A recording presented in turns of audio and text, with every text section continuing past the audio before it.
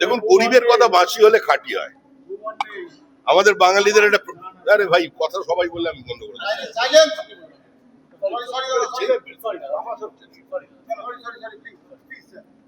আমাদের বাংলায় একটা প্রবাদ আছে, গরিবের কথা বাঁশি হলে খাঁটি।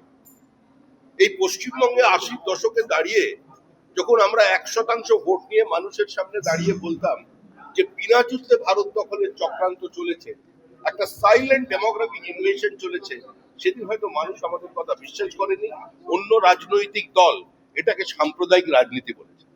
পশ্চিমবঙ্গের সীমান্ত বরাবর সমস্ত জায়গায় জামাতের উত্থান হয়েছে, সেটা আপনাদের দৃশ্যমানতায় আছে, এটা প্রতিষ্ঠিত।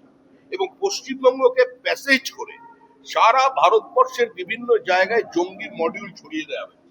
26/11 ঘটনাতেও কলকাতার যোগ ছিল।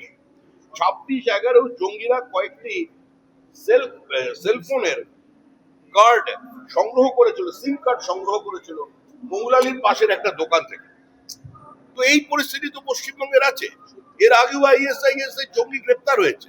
পশ্চিমবঙ্গের বিভিন্ন সীমান্তবর্তী জেলায় ভারত বিরোধী কার্যকলাপ চলেছে, ভারত বিরোধী স্লোগান চলেছে, রাডিক্যালাইজেশন চলেছে।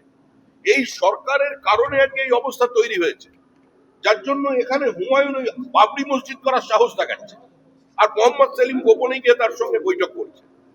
আগে নিচেরা মাচুন, তারপরে অন্যান্য দল করবেন। যে কোনো ভাবেই হোক আজকে এই সরকারকে সরাতে হবে। আমরা একথা বলছি না যে রাজ্যের মুখ্যমন্ত্রী জঙ্গিদের মদত দিচ্ছেন বা জঙ্গিদের হাত ধরেছেন, এটা বিজেপির বক্তব্য নয়। কিন্তু যেভাবে উনি সরকার পরিচালনা করেছেন এবং ওনার দল যেভাবে ভোটের স্বার্থে যাদের দলে নিয়েছেন, যাদের পাশে দাঁড়াচ্ছে, যেভাবে ভোটার লিস্টের নাম তোলার জন্য এই ধরনের মানুষদের আইডেন্টিটি কার্ড তৈরি করে দেওয়া হয়েছে, আজকে অবিজেপি শাসিত রাজ্য থেকেও তারা ধরা পড়ছে।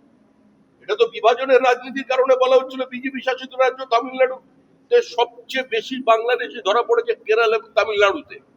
আর তারা ইন্টারোগেশনে স্বীকার করেছে যে তারা তাদের আইডেন্টিটি কার্ডটা সংগ্রহ করেছে বারাসাত, মধ্যমগ্রাম, সোনারপুর অথবা শিলিগুড়ি থেকে। তো এটা সেন্ট্রাল ফ্যাক্ট। আমাদের জাতীয় নিরাপত্তা একটা চরম বিপজ্জনক জায়গায় পৌঁছেছে। বাংলাদেশের সঙ্গে ভারতবর্ষের 4007 কিলোমিটারের বর্ডার, 2217 কিলোমিটারের বর্ডার পশ্চিমবঙ্গের। তো সেই জায়গায় দাঁড়িয়ে আমরা আবেদন করছি দল মত নির্বিশেষে সমস্ত মানুষের কাছে যে প্রথমে নেশন ফার্স্ট, আগে দেশকে বাঁচান, তারপরে দল বাঁচবে।